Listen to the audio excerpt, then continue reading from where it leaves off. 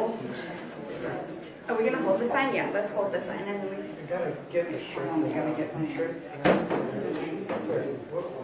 we get the sign, Just like perfect. send those around to you all. Liberty Day.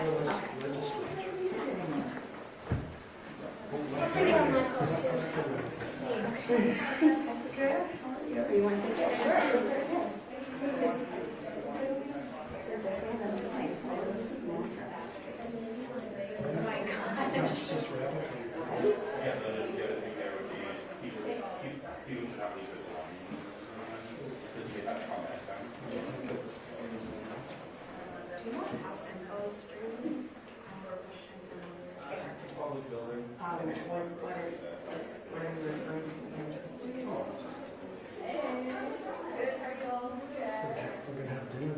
Oh my gosh.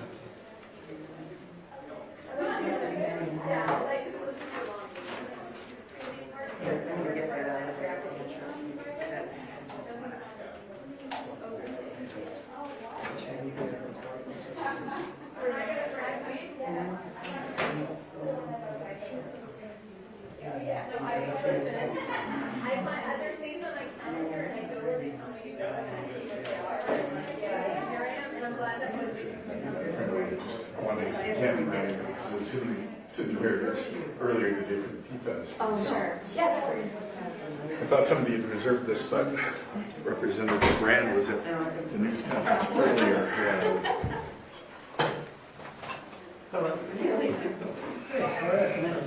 Yes, for sure. That's all I got. That's plenty.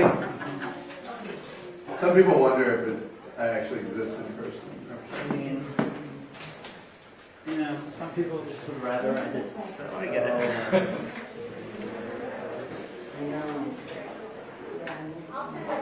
Thanks for coming back, Jess. I saw your performance at Esther's and I was like, Oh, that's great.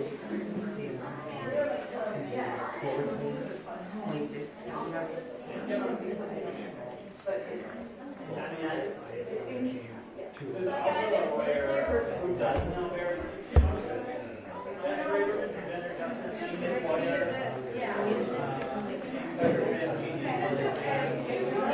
So my iPad's in there.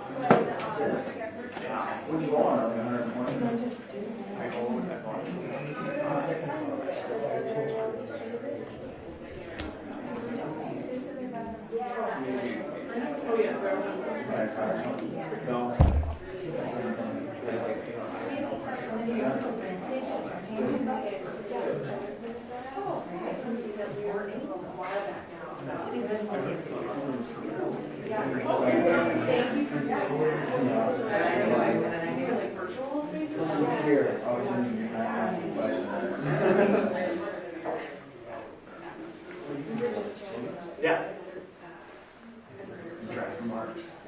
All right. So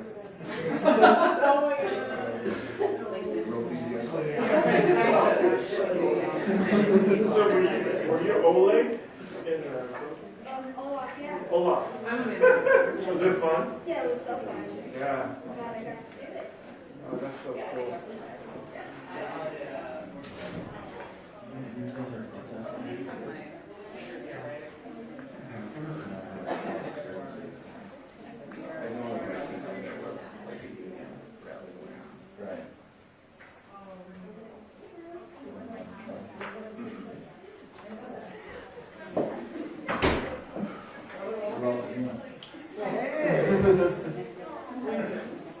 You better take a selfie with him. I'm going to. Good to see you. Hey. I don't think I've seen you since. Yeah. There it is. Hey. All right. Good, how are you? Good. It's a reunion. They watched it. No. Carrie Lynch. You're kicking butt and taking no prisoners or children? Trying to. Yeah. Do you work from home or from the place? From home. But then I ended up Okay. we still have a business. Well, no one works there. Okay, where's the business campus? Do you know where United's headquarters are? It's like across from 169. Oh, It's like yeah. a 3-story roll. So look at it from the street. Yeah. And you know the back of spot.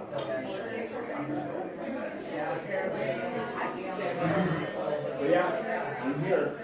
It took me around too, but I got to the camper.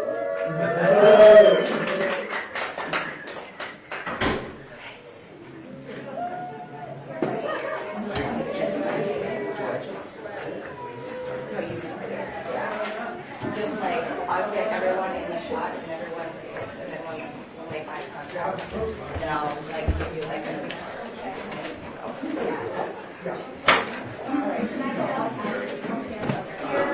They're like all different, so we try to like get friendly, get some shades. Yeah, my scout is on side.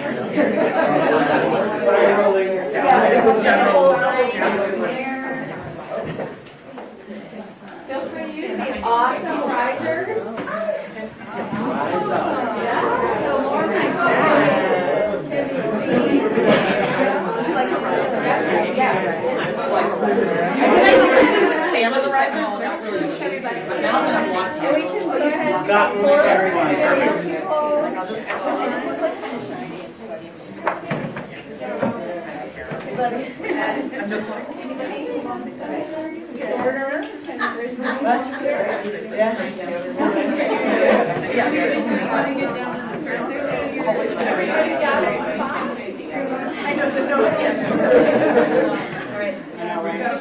All right, we're going to call this to order.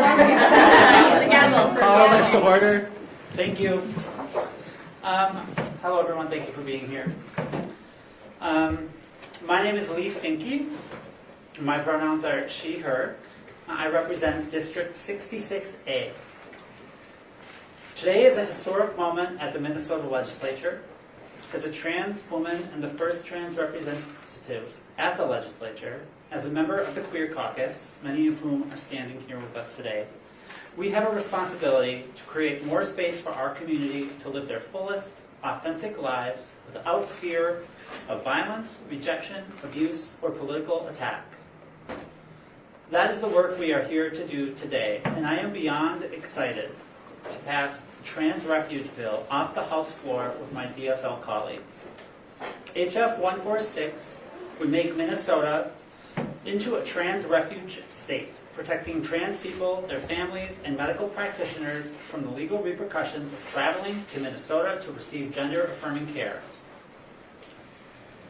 Gender-affirming care is life-saving health care. Withholding or delaying gender-affirming care can have a dramatic impact on the mental health of any individual who needs it. Rates of depression, suicide, substance abuse are dramatically higher in transgender and gender-expansive individuals who lack access to care.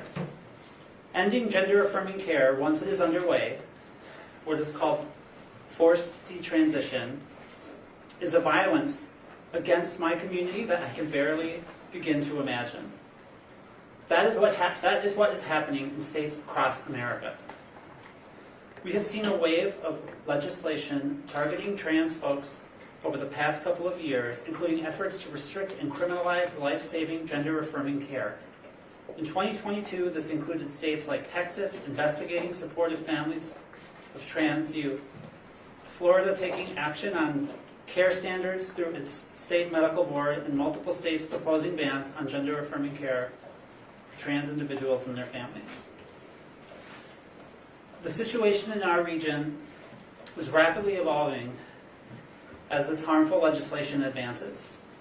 Just last night, Iowa's governor signed their gender-affirming care ban into law. And South Dakota did the same only weeks ago. North Dakota is pursuing the same cruel agenda. While anti-transgender and anti-LGBTQ plus legislation by extremist Republicans continues to rise across the nation, Minnesota has the opportunity today to boldly say that trans, gender-expansive, two-spirit, non-binary people will continue to be an integral fabric of our society and that you belong here. To all those families across the United States that are afraid and wondering where they can go for help, Minnesota is saying, we see you, we love you, and you belong here. I'll pass the mic to Dr. Gepford.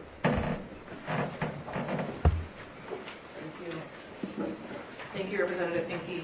Good afternoon. I'm Dr. Angela Kate Gepford. My pronouns are they and she. I'm the medical director of the Gender Health Program at Children's Minnesota. I need to first start off by thanking Governor Walz and Lieutenant Governor Flanagan for the recent executive order protecting access to the gender-affirming care that our patients need and deserve. And I also need to thank Representative Finke for bringing us here today to talk about taking the next urgently needed step by passing the Trans Refuge Bill. At its core, gender-affirming care is about listening to and supporting trans and gender-diverse youth and their families and providing them developmentally appropriate mental and medical care. To put it simply, gender-affirming care is healthcare. It is life-saving, specialized, evidence-based healthcare that has been proven several times over to improve outcomes for youth who can access it. But the truth is it's already hard for transgender and gender-diverse youth to access gender-affirming care, particularly in large and rural states across this country where now this care is being politicized and banned. A report released yesterday by the Human Rights Campaign indicated that more than half of trans youth, ages 13 to 17, have lost or are at risk of losing access to age-appropriate, medically necessary, gender-affirming care in their state. At Children's Minnesota, we've already received calls from families in other states asking that we see their kids. Families in states where bans have passed, like South Dakota. And families in Iowa, who, as Representative Finke said, their ban was just signed into law last night. These families are scared. They are desperate. They are willing to do anything they can to protect the health and well-being of their transgender children. There is an urgency to their calls that is heartbreaking. And I worry about them, but I also worry about the youth and families we aren't hearing from. Bans on gender-affirming care are creating geographical disparities where the most privileged become domestic refugees fleeing their home states to access health care. And those families who already struggle to access health care due to racial and socioeconomic barriers, they're left without any care at all. As a country, we are literally legislating health disparities into law. Families should not have to move or even drive hundreds of miles from home to access the care they need. The ability to access health care that is proven to help kids thrive cannot and should not depend on the state you call home. Transgender and gender-diverse kids and their families exist everywhere and deserve access to the health care they need everywhere. And until that happens, here in Minnesota, we need to provide a safe haven where all kids and families know that they belong. To the trans youth who are listening, you deserve better. Today in Minnesota, the grown-ups are going to get it right. Today in Minnesota, we are going to legislate science. We are going to legislate belonging. We are going to legislate love and support instead of hate. Now is the time to pass the Trans Refuge Bill and show our incredible trans youth and their families in Minnesota and across the country that we are standing up for them. Now I'd like to turn it over to Jess Braverman, who is the Legal Director of Gender Justice. And thank you for everything you do, Dr. Gephardt. My name is Jess Braverman, and I'm the Legal Director at Gender Justice. We're a nonprofit organization here in St. Paul dedicated to advancing gender equity through the law.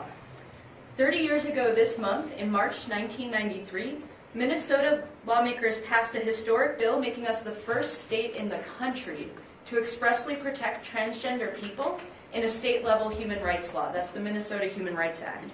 But while Minnesota has continued to make progress when it comes to protections for transgender rights, for health and safety, it has been absolutely devastating to watch politicians relentlessly attack those rights and the individuals and families they protect in other states. That's why I'm here today to urge you to keep fighting to ensure that Minnesota is safe and welcoming by passing the Trans Refuge Bill. It's almost impossible to overstate the harm that anti-trans laws in other states can do to young people and their families. Right now, transgender kids are being pulled off of life-saving, gender-affirming care by politicians, and families are being threatened with separation by their own states. Parents are being forced to make the impossible decision between staying in their homes and risking their child's health, safety, and in some cases lives, or uprooting their lives and relocating, often at great personal cost.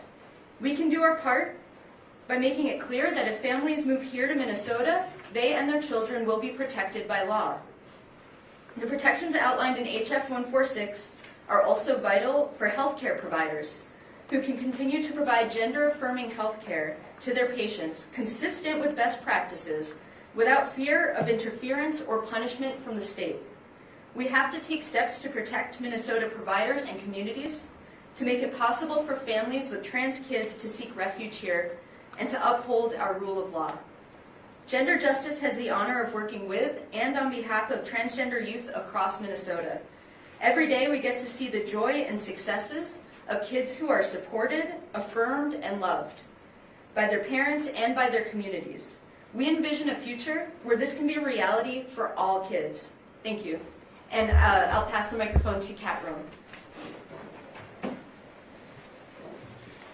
My name is Kat Roan. I'm the Executive Director for Outfront Minnesota, our state's largest LGBTQ advocacy organization.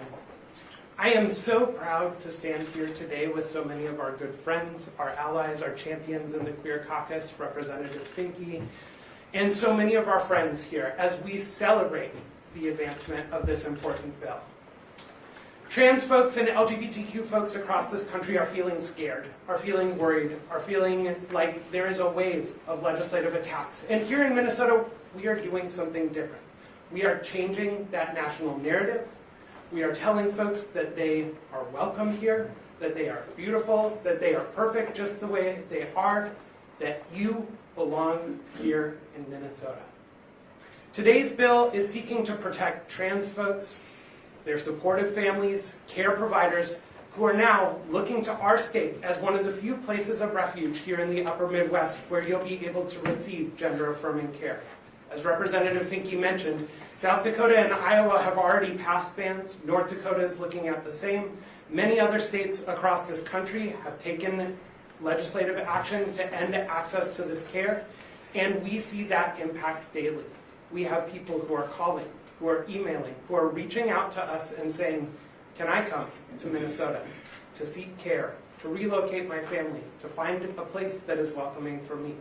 And today's action, building on the important work of the executive order, is solidifying our reputation as a state where LGBTQ folks are welcomed, where we are affirmed, we are celebrated in every single community in this state. This Trans Refuge Bill is necessary, it's important, and it will ensure that life-saving, evidence-based care remains accessible to everybody who comes to seek it in Minnesota. I'm so excited to see this bill move forward and delighted at the support that we're seeing for LGBTQ folks across this state. It is important that Minnesota continues to be a place of refuge. Thank you. And welcome Dr. Kelsey Leonard.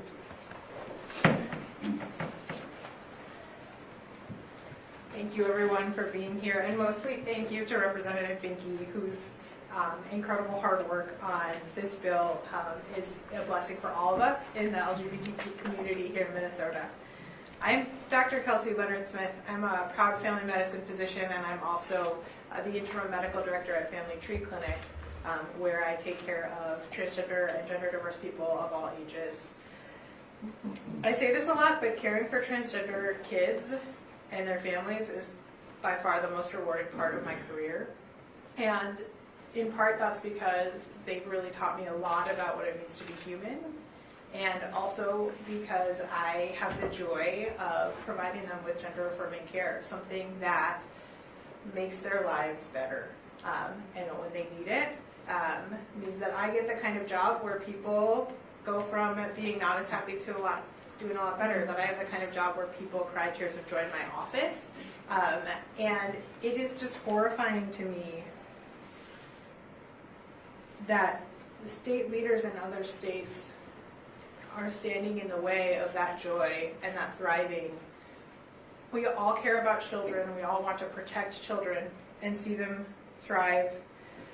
But preventing access to life-saving, life-affirming medical care that is based on a wealth of evidence, that is practiced in line with international standards, that seems to be the antithesis to me of supporting youth and children and thriving. And it's being done by these bullies in our state legislators around the country that are really resting on junk science and abusing their positions of power to hurt kids. And it really just breaks my heart to see that. And we get a lot of questions, those of us in the medical field, about what we mean by gender-affirming care, and there's not one answer to that question because it just means something so different for every single individual. For some people, it means really basic things like how to help your grandma get your name right at Thanksgiving. And for some people, it means like, where can I try on a chest binder so that I can go to my school dance? And for some kids, it means medications. And it's important to know that we always work with children and with families to make sure that we're trying to take the best care of you right in front of me right now, and you who we think you're going to be in 20 years, and trying to balance all those things. Like all medical care, it's complicated, and there's not one perfect answer for everybody. But we use the medications because they work. And now, just to see that access cut off, it's really horrifying to me. We've always taken care of patients from around the states. There are, like we said, trans people everywhere. And now we're getting all these phone calls from Iowa and South Dakota and Texas. We have families that have moved from as far away as Florida and Texas just to get care for their kids. And so I just am really excited, along with everyone here, that this legislation will move forward, because it's thrilling, it's life-saving, and it sends a message to our kids here in Minnesota that they will stay safe here, because the fact is that when they hear that Iowa and South Dakota are banning their medical care, that's bad for them. It's bad for adults too. I mean, it's bad for everybody to know that who you are as a person is being legislated away around our country. And here in Minnesota, we have a long history, as you've heard, of protecting LGBT people. And I'm really excited to see that this legislation will move forward to continue that protection, enrich it, and really root it for the long term. Thank you.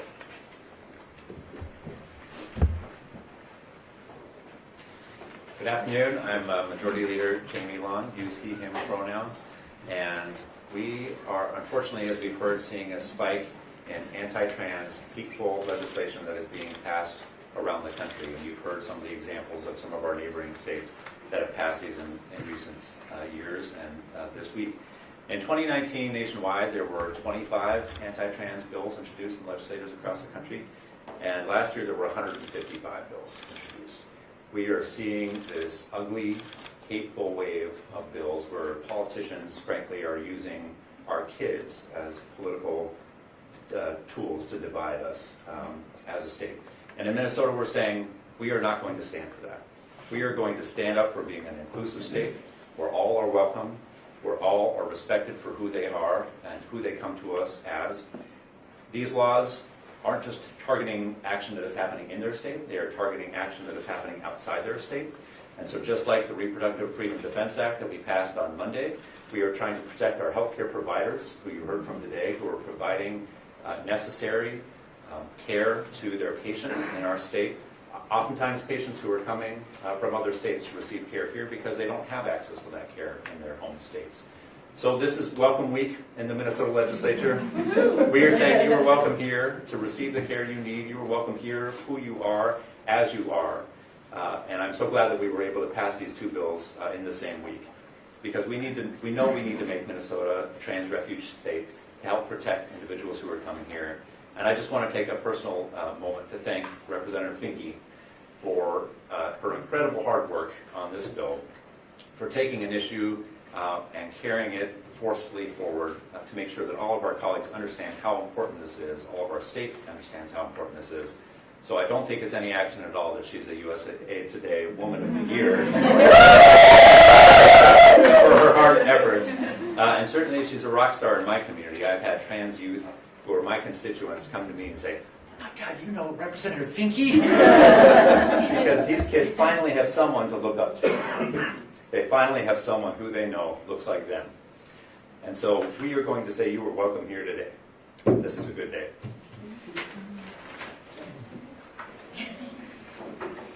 It's such an honor to be here today with my colleagues and with the advocates. People of all ages deserve to be loved, accepted, and valued for who they are. We want to be clear that we stand with our trans community. We will support and protect them in Minnesota, and that gender-affirming care is life-affirming care. We're continuing to work to make Minnesota a more welcoming place and to promote inclusion in all areas of law. Hate has no place in Minnesota. I want to thank the strong coalition who has worked so hard to move this bill through the process, especially Representative Lee Finke, our leader here today, and as the majority leader already noted, Minnesota's USA Today Woman of the Year. I'm so grateful for her leadership. She's doing truly remarkable work. You know, I'm here as speaker, but I'm also a mom, and today's my son's birthday. He's 28 years old, and I sometimes joke I'm speaker mom, and I tell him my colleagues to eat well and sleep well and take care of yourselves. We love our children. We want Minnesota to be a place where it's really clear we love you, we care about you, you are welcome here, we want you here. So, thank you. I think we have a few minutes for questions. Representative Finke, just a couple weeks ago we were in the governor's office for the signing of his executive order on this. Why is this necessary? Yeah, thank you for that question.